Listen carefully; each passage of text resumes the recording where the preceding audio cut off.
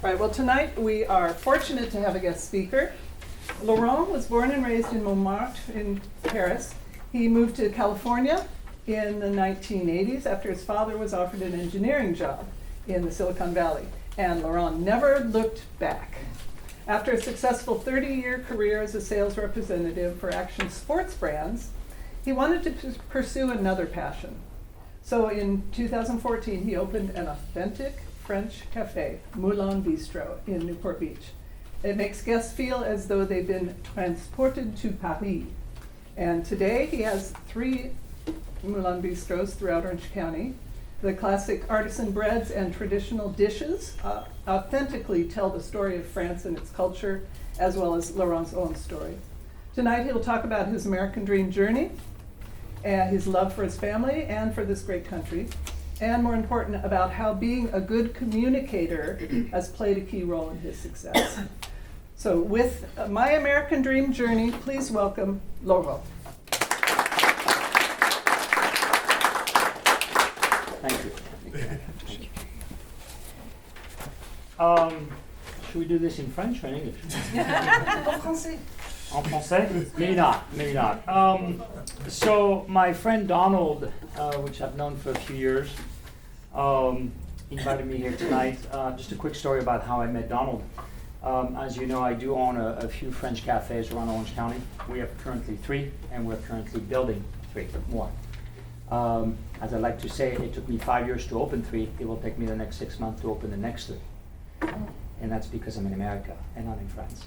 But anyway, a few years ago, 3-4 years ago, I'm working the room, as I like to call it, and I see this guy all sweaty, having a sandwich by the window, and he's got a bunch of papers, and I walked up to him, and he's got what appears to be the look of a runner.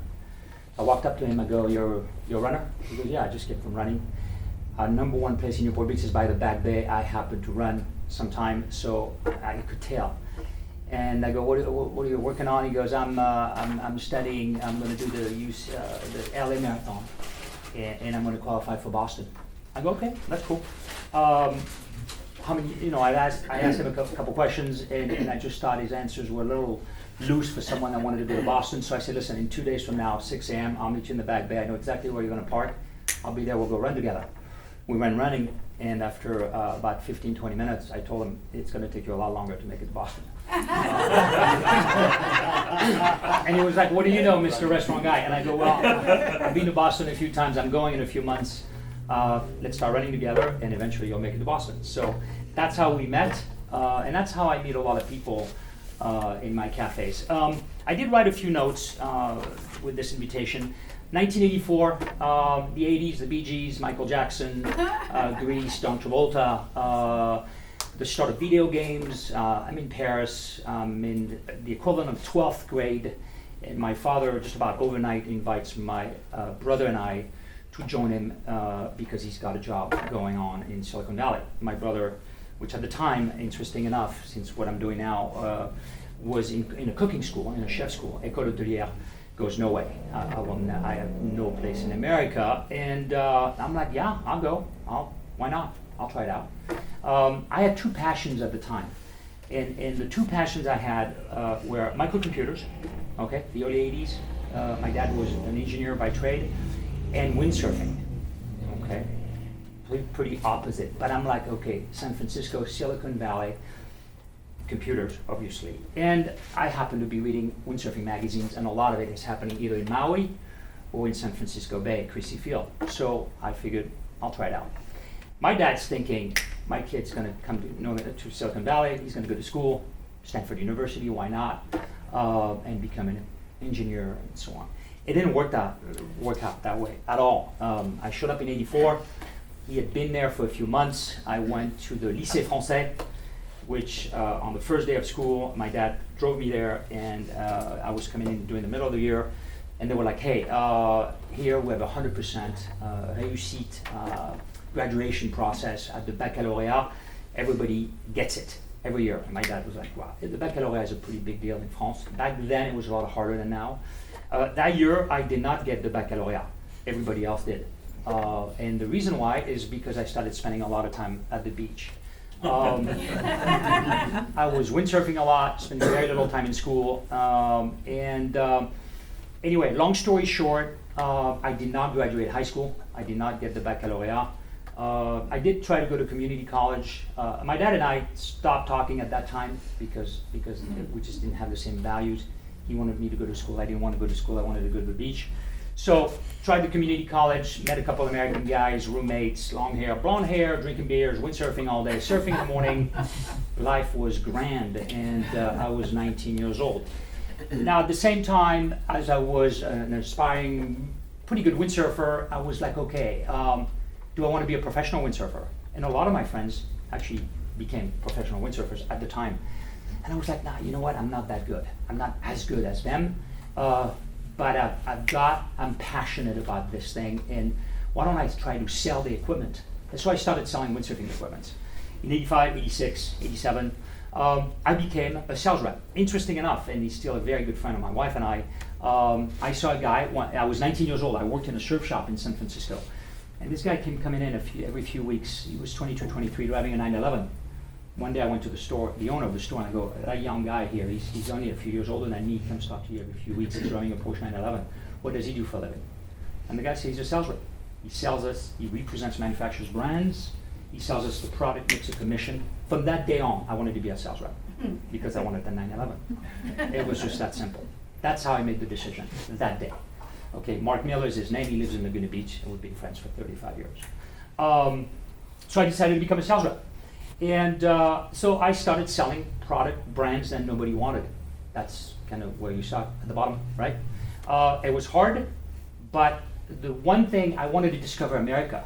So I had no problem going on the road. I had a VW bus. I drove up and down the state. I knocked on doors, as long as there were water, beaches, and wind. Every town in the state of California I knew. I walked in. My English was poor, but people remembered me. Okay, people remembered me as the French guy that was selling windsurfing product, and I was a pretty good windsurfer, so that helped. I knew what I was talking about, and I was very, very passionate about the windsurfing, the sport of windsurfing. So I started making a career out of that in the late 80s, 87, 88, 89. I mean, for a 21-year-old kid, I was making very, very good money. As a matter of fact, I had a 911 in my garage, okay, and I'd been doing this for 2 years. But I was a little bored. I had gone to Lake Tahoe, started snowboarding, and I was like, you know what, in the winter, I should try to sell something else in the winter, right? And I discovered snowboarding, okay? I did not grow up in a skiing world. I didn't have the kind of family and took their kids to the sport d'hiver.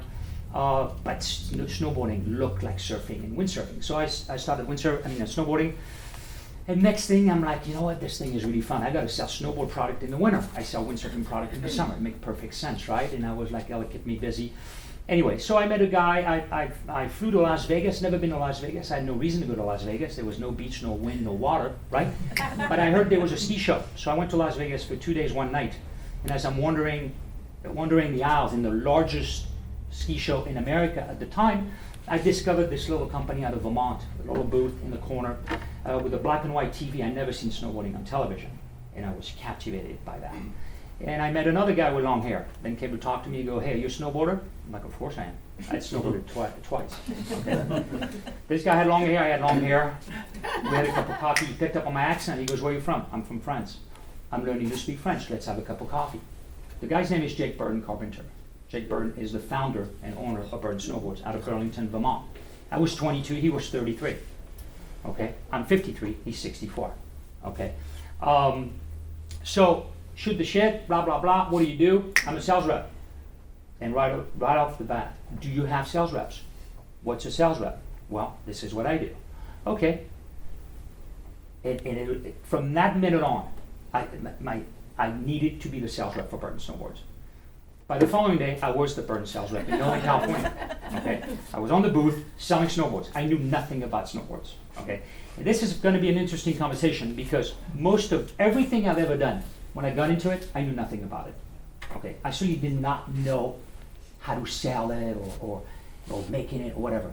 But I was very passionate about the product. Okay, but either as a user, ultimately as the end user, which will bring me to the restaurant business in a second. Okay.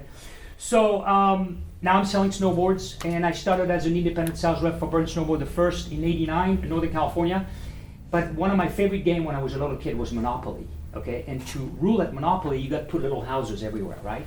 And most sales rep wanted to stay close to the house and represent various brands. And I loved discovering America. I was new to America. Okay, so right off the bat, I started telling the brands I manufactured, you know what?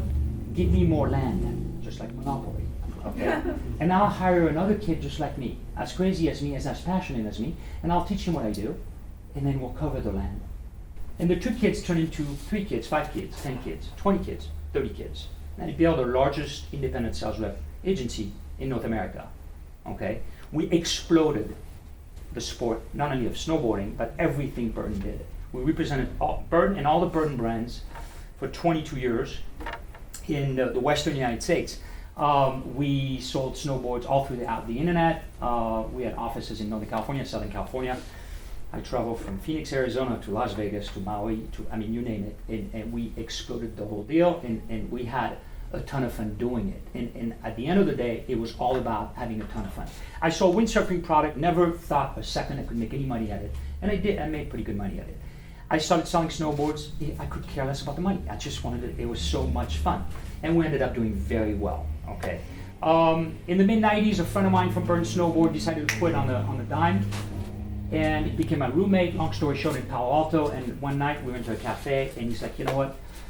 The corporate world's not my thing. I'm now holding a Stanford MBA. I want to start a watch company. Okay, well, none of us are wearing watches because that's my point. All of us with long hair and earrings, surfing and snowboarding are not wearing watches. That's because there's no cool watches for us to wear. Let's start a watch company. I go, dude, I'm busy. I'm busy selling snowboards and everything else. He goes, I'll do it. I just need you to help me out financially. Okay. So we started Nixon Watches, which we sold in 2005 to Billabong. We did an earn out, and never heard a thing about an earn out. And during the recession in 2010, so we cashed out twice. Okay. Long story short, I'm now 44 years old. Okay, and I've got a beautiful wife. Now back to Paris.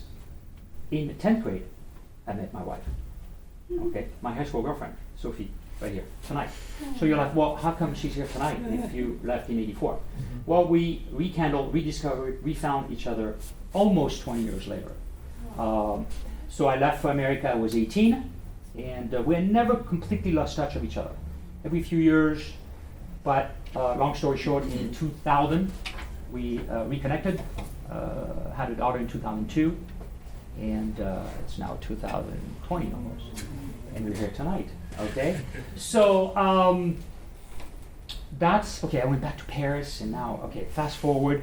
Yeah, so now I'm 44 years old, which is almost 10 years ago, and I had a great career, you know, but at the end of the day, I just, you know, I was no longer the guy with the long hair, the double earring. I was a husband, I was a father, and the one thing that was and I've always known, you gotta know your place. I meet people every single day that don't know their place, okay? You just don't wanna be, trust me, the 45-year-old guy trying to sell snowboards to a bunch of 20-year-old kids. Because when I was 20 years old, I walked into ski shops, okay? And I used to look at the 35-year-old ski salesman and go, I'll put that guy, and that guy out of business. Because skiing is old, and I'm the young guy selling snowboards, okay? So all of a sudden, I'm 40 years old, and I've got an army of sales rep working for me. But it just bugged me on the inside. And the other thing is I felt I had gone full circle, okay? I knew the sport from the industry really well. I was selling on the internet, but I was a middleman. I didn't own the brand, okay? I was a commission guy, okay? This country is great for commission guys, okay?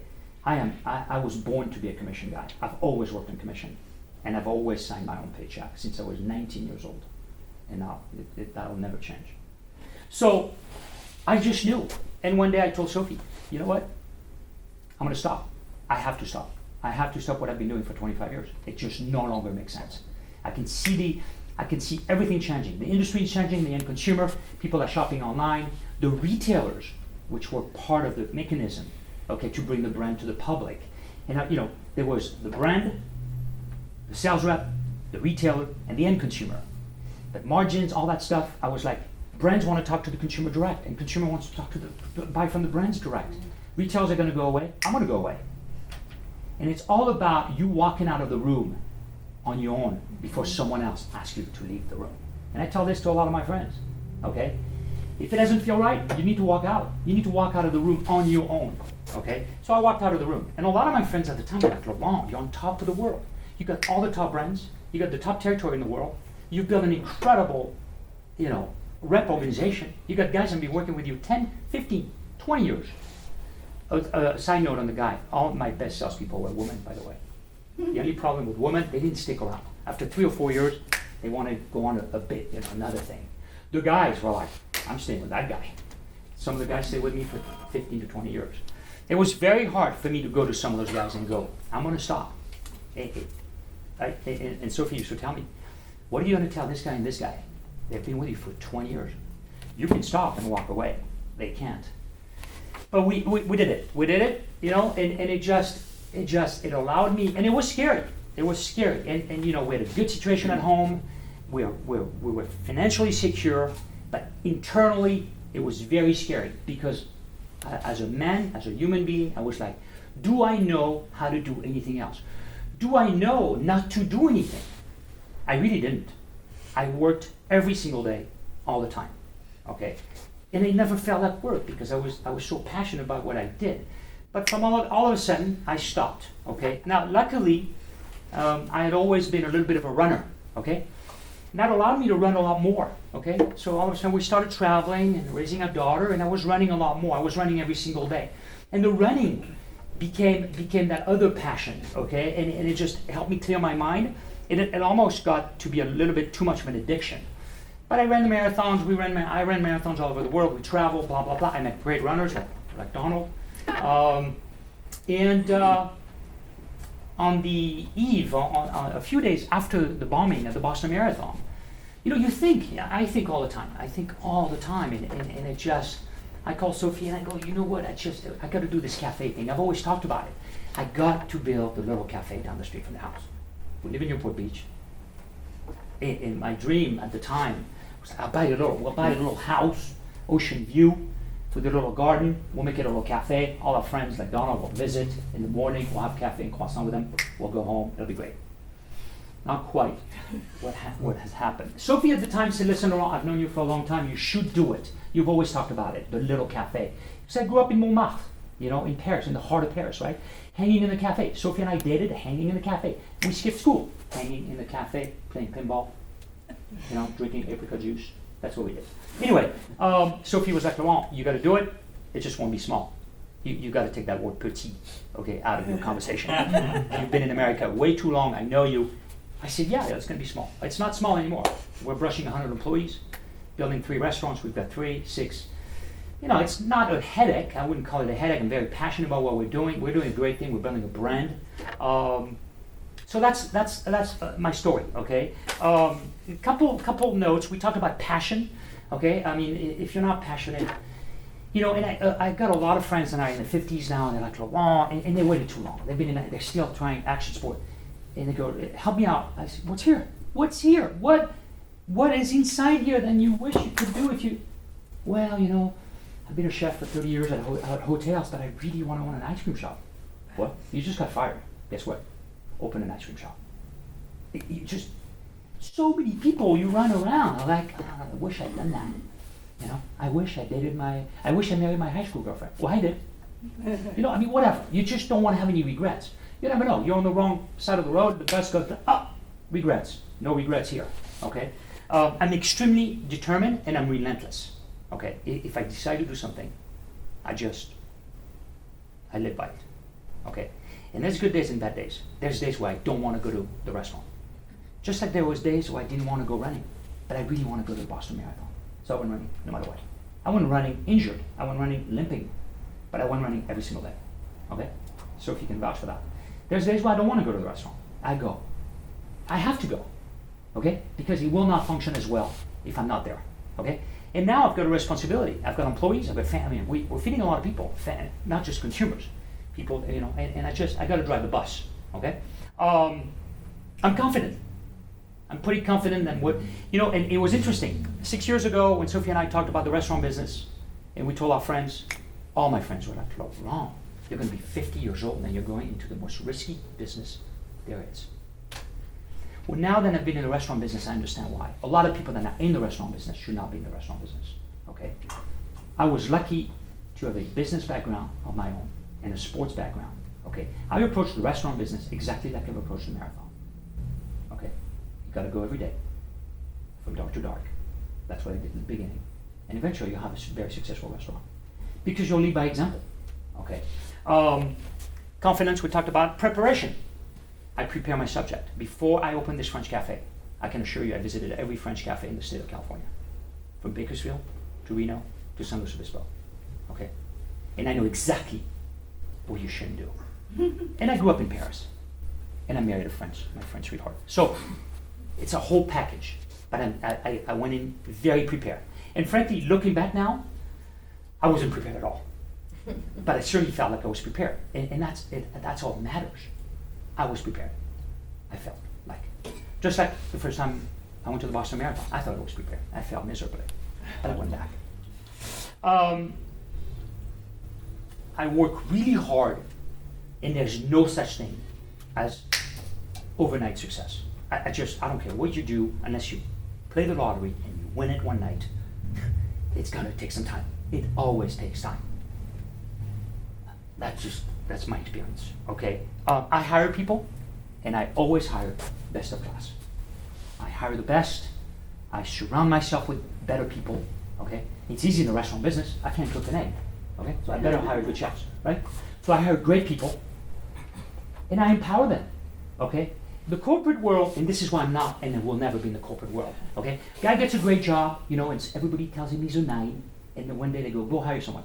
So what does he do? He hires an 8 out of 10. So the guy doesn't challenge him. And then the 8, one day, you need to hire 2 people. So the 8 hires 7s, and the 7s hire 6s. Next thing, your company's worth a 5, okay? And you're done. Bye-bye. Not here. I hire great people. I empower them. My job is to provide them the tools to make sure they're financially rewarded. I tell everybody, including the dishwashers, you have to be financially rewarded, okay? It's not about the money. For me, it was never about the money. But you have to be financially motivated, okay? You just, bills to pay, or whatever, family, So don't do it for the money, and if you don't do it for the money, money will come, and I think you'll be glad of it. Whatever, okay? I empower, I share, I listen, I talk a lot, but I listen to people. I'm interested by all kinds of subjects. Whatever you do here, I pick your brain. You're a doctor, okay, engineer, pilot. How do you do that? How do you guys do that? How you go organizing there? I'm very interested. I'm interested by all kinds of stuff, okay? And I just listen. If I'm not interested, I don't bug you, okay? I just, the next guy. But I'm interested by a lot of different subjects. Why? Because I didn't go to school, okay? I didn't study the book. I don't read, okay? I've never read a book on how to be successful, do this, Jeff Bezos that, or whatever. I just go to work from dark to dark. I execute. And I sell what I'm passionate about. I do take risk. And this is the wonderful thing about America, okay? And I tell a lot of my friends, if you're gonna come to America, and especially if you're gonna come to California, and I was in Silicon Valley for 20 years and almost 20 years in Orange County, you gotta wanna compete, okay? I don't care if you're running around the Back Bay or running a coffee shop, whatever you're doing, it's a competitive environment, okay? Nobody remembers second place, okay? So just, doesn't matter if you win or not, but you gotta wanna compete. Okay, that's what it's all about around here. I tell this to all the people I work with. You've got to want to compete. Unfortunately, I think today's society, a lot of people consider, it's okay. It worked out, right? It's average is considered good now. Every day I run into things, vendors and promises and lack of commitment. I mean, hey, when you come to my restaurant, the omelet cannot be average. If the omelet is average, you're unhappy, I'm unhappy, and you're never coming back. That's the thing about the food. Okay, people don't give people a second chance in the food business. You got to take risk.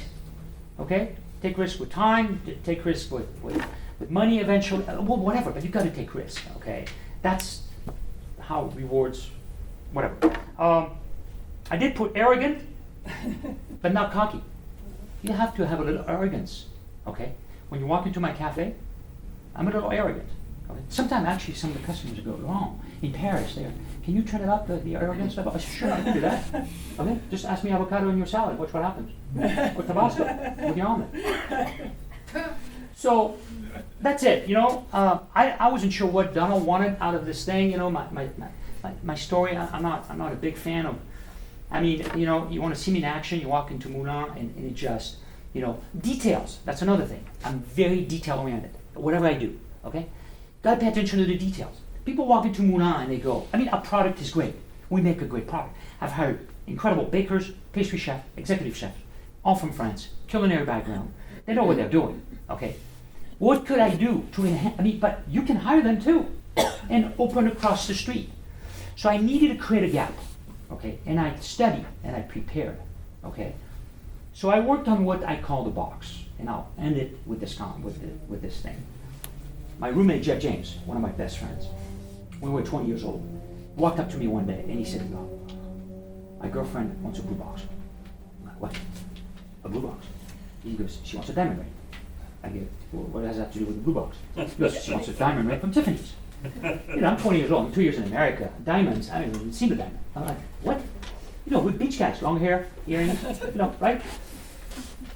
But it stuck to me. I'm like, Tiffany's not only sells diamonds, so does do a lot of other people, but they've managed to convince ladies and boys to get it in a blue box. That's like the epitome of marketing, right? Well, when you walk into Moulin, we make a great product. I'm in charge of the blue box. When you walk into my space, and it's in a strip mall off the 73, okay? So I really had to work on the box, right? That's what you get. You're like, wow, this thing feels like Paris. And that's what people say. And then, before they even try the product, they look around, they're like, wow, the details, everything is authentic, blah, blah, blah. That's it, red light district. Out. Okay, you know, I don't want to get an F in the class or something. Okay.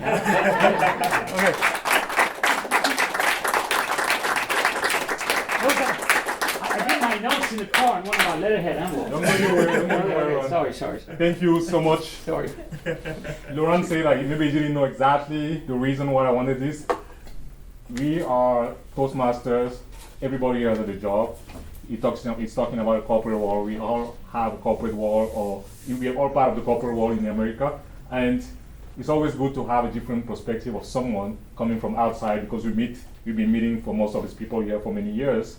And having someone who's not a Toastmaster coming and telling us, maybe, what are the principles? What makes you successful? We want to come here because we want to improve leadership skills, we want to improve speaking skills, but what he's talking about, attention to details, planning, working hard, we can all relate to that, right?